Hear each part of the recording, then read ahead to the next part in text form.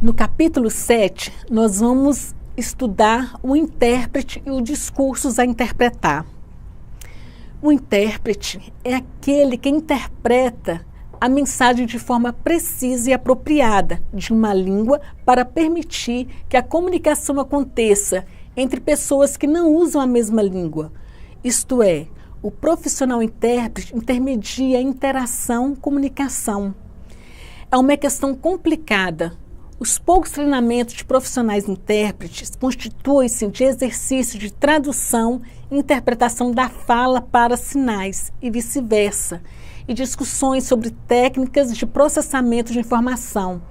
O foco está no vocabulário e nas frases. Decisões sobre significados estão baseadas nas palavras. Pensa-se no intérprete como um reprodutor de texto, sinais, palavras, sentenças. Os falantes jogam o papel principal neste caso e os ouvintes são anônimos. A ideia é de que o papel do intérprete deve ser secundário.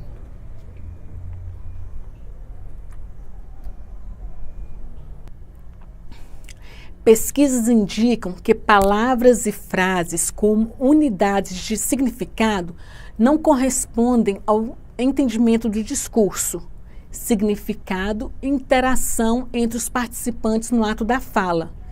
Isso varia de acordo com os diferentes contextos e pessoas que participam do discurso. A fala é um processo dinâmico.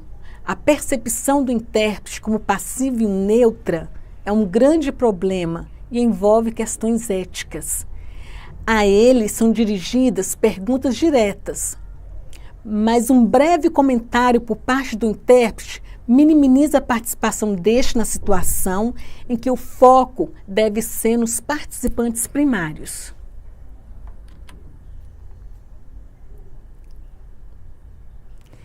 A perspectiva da interpretação é de uma unidade interativa dinâmica. Os participantes determinam a cada minuto o significado de alguma coisa que é dita. Envolve um ato interpretativo baseado na experiência dos participantes em situações similares, bem como conhecimento gramatical e lexical.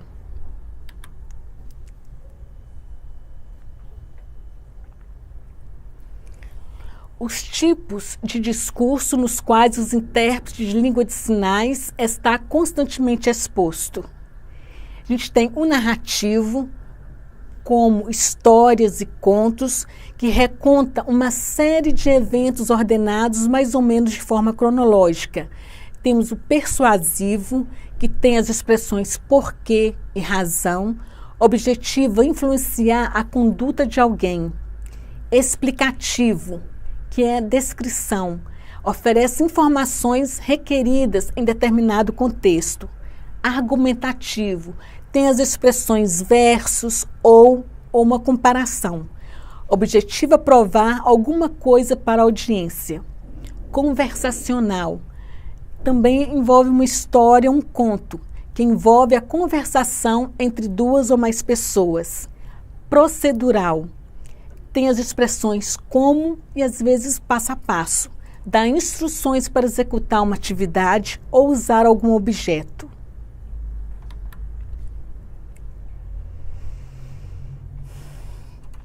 Capítulo 8, a gente vai ver os contrastes entre a língua brasileira de sinais e a língua portuguesa.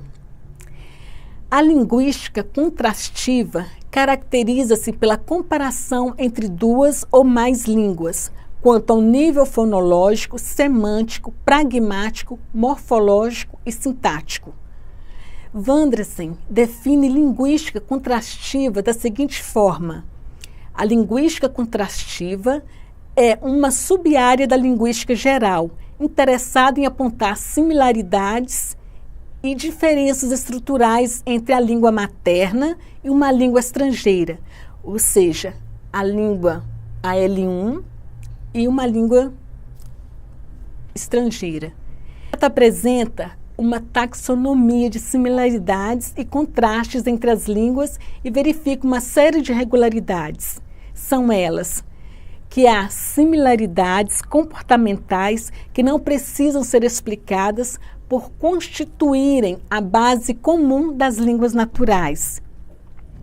Que se duas línguas compartilham muitas similaridades tipológicas, essas poderão servir de base para as primeiras inferências quanto ao significado das formas em língua estrangeira. Terceiro, quanto às diferenças, por serem sistemáticas, admitem um tratamento inferencial e heurístico. As diferenças entre as produções na língua portuguesa e na língua brasileira de sinais. Então, percebe-se uma série de diferenças. A seguir, serão listadas algumas delas. Primeiro, a língua de sinal é visual espacial, enquanto que a língua portuguesa é oral auditiva. Segundo, a língua de sinais é baseada em experiências visuais das comunidades surdas, mediante as interações culturais surdas, enquanto que a língua portuguesa constitui-se baseada nos sons. Terceiro, a língua de sinais apresenta uma sintaxe espacial, incluindo chamares classificadores, enquanto que a língua portuguesa usa sintaxe linear, utilizando a descrição para captar o uso dos classificadores. Quarto, a língua de sinais utiliza a estrutura tópico-comentário, enquanto que a língua portuguesa evita esse tipo de construção. 5. A língua de sinais utiliza a estrutura do foco, através da repetição sistemática. Este processo não é comum na língua portuguesa.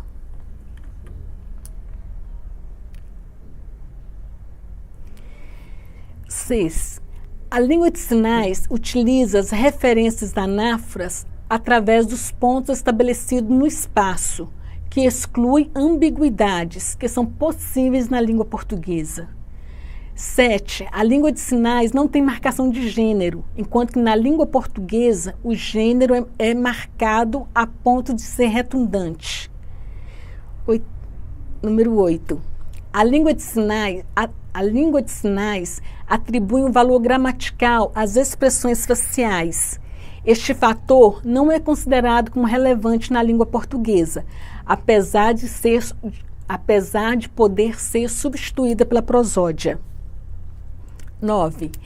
Coisas que são ditas nas línguas de sinais não são ditas usando o mesmo tipo de construção gramatical na língua portuguesa. Assim, tem vez que uma grande frase é necessária para dizer poucas palavras em uma outra língua. 9.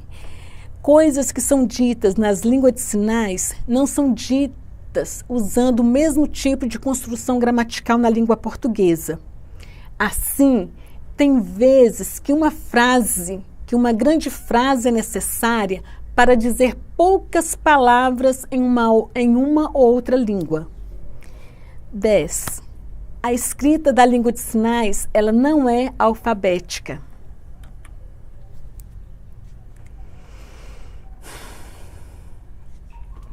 O problema mais grave na tradução e interpretação entre essas duas línguas está diretamente relacionado com a falta de atenção dada a essas diferenças, como, por exemplo, a falta de confiança no profissional pelas pessoas que solicitam esse tipo de serviço. Tem sido constatado ao longo do tempo que muitos intérpretes não são compreendidos no Brasil. Nos últimos congressos em que surdos brasileiros estavam presentes, houve reclamação pela falta de entendimento da interpretação da língua portuguesa para Libras.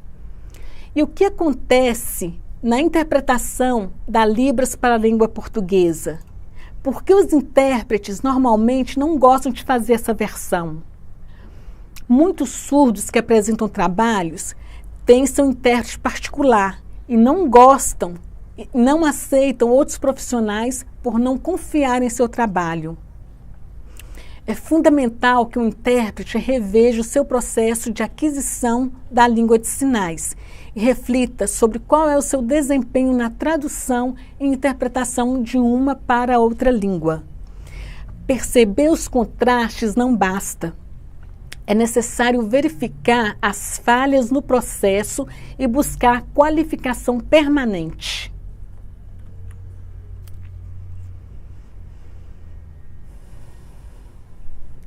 O intérprete da língua de sinais no Brasil é um profissional com carreira promissora, considerando as conquistas em nível legal, o contexto sócio-histórico e o momento político atual.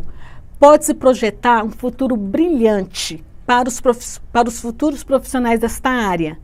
Há vários cursos de capacitação sendo ministrados em diferentes pontos do Brasil. Cursos sequenciais, ou seja, cursos de formação em nível superior com duração de 2 e 2 anos e meio.